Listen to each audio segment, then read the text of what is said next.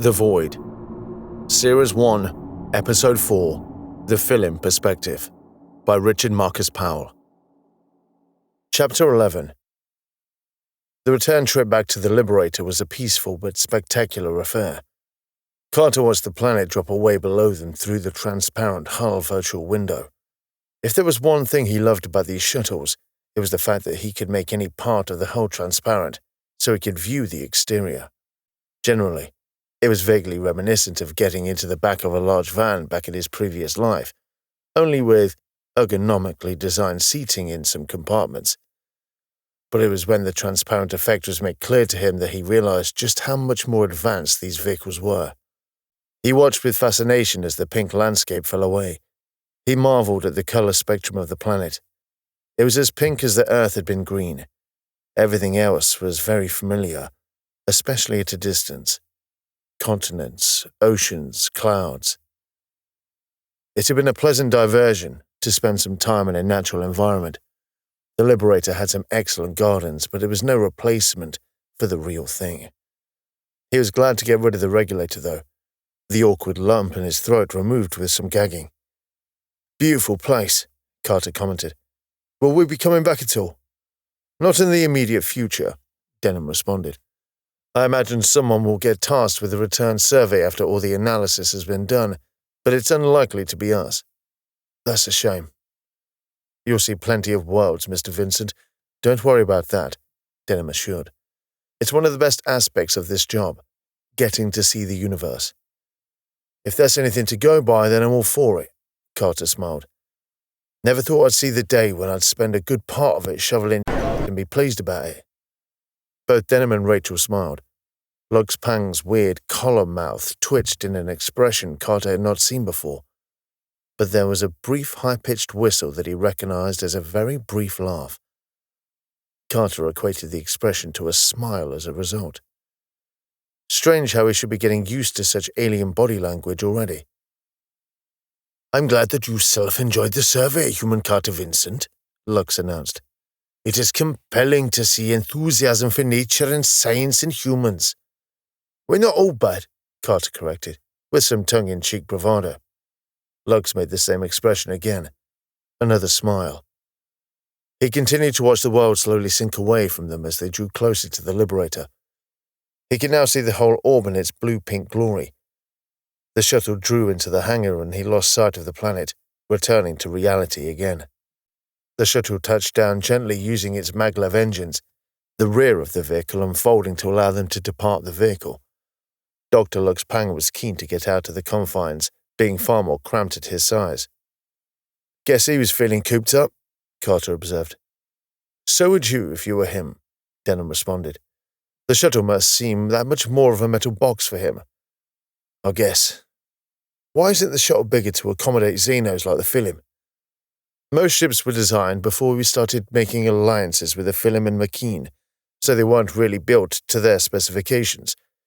You can see the Liberator is, but these shuttles are quite an old design now," Denom explained. "Still, it looks like you've made some new friends today. It's been instructive. I have to admit you're adapting to the role better than I imagined. You seem to be a natural for xeno relations. It's strange, I'll admit, and that Makeen doctor frankly terrifies me. But once you get talking, you realize there's more common ground than you thought," Carter noted. "Their view on humanity is a little disturbing, though." "Can you blame them?" Denom replied. "To their point of view, our species has been reckless to the point of abandon. And we have been. Never thought humanity would be a pariah in the interstellar community, though. We can change that, though. The Fillim are working with us now, something they refused to do with the corporations, and the Makeen were more likely to attack humans than help them before." "That's not reassuring me." "The Makeen? Oh, if people were more honest, they would admit that they were terrified of them too," Denom admitted. "The Makeen are all predator, and they bring out the prey in us, and we don't like being reminded of such primal fear. Glad I'm not the only one. It does make things different. We've founded a number of colonies in conjunction with the Makeen, and whilst we laud them with success stories, there's always tension between the two cultures," Denom added. These things take time. Are there many of them? It's just a small amount at the moment, but growing all the time, Denom explained. Hopefully we'll get to visit one at some point. It'll be interesting to see. Just one word of advice. Never go to a Makeen restaurant, or what they call a restaurant. Why? They may have learned to cook food, but they still like to maintain their killer instinct. I like my steak rare, but it's a bit different when it arrives bloody and mooing in distress, Denom elaborated. Kills my appetite. Carter wasn't entirely sure if Denom was being droll. His humor was so dry it could be difficult to tell with him. If there's one thing I've learned today, is that our allies think of us as dangerous children. Carter sighed. And they're our friends. I'd hate to think what the other xeno species think of us. But things do change, Mr. Vincent, Denom reminded. I think getting the Fillim on board was relatively easy, as they always wanted to help. But getting the Makeen on board was an achievement. They've gone from hostile to friendly in less than 30 trillion years. There's always scope to improve our standing. It seems he can't really sink much lower in any respect. On the plus side, that should make our job easier. Now you're definitely being facetious, Doctor, Carter commented with a raised eyebrow. If it steers the conversation into a more positive mindset, then yes, Denom smirked. You're dwelling too much on what humanity was and not enough on what humanity could be. What can I say, Doctor? I'm a cynical man from a cynical age, Carter replied.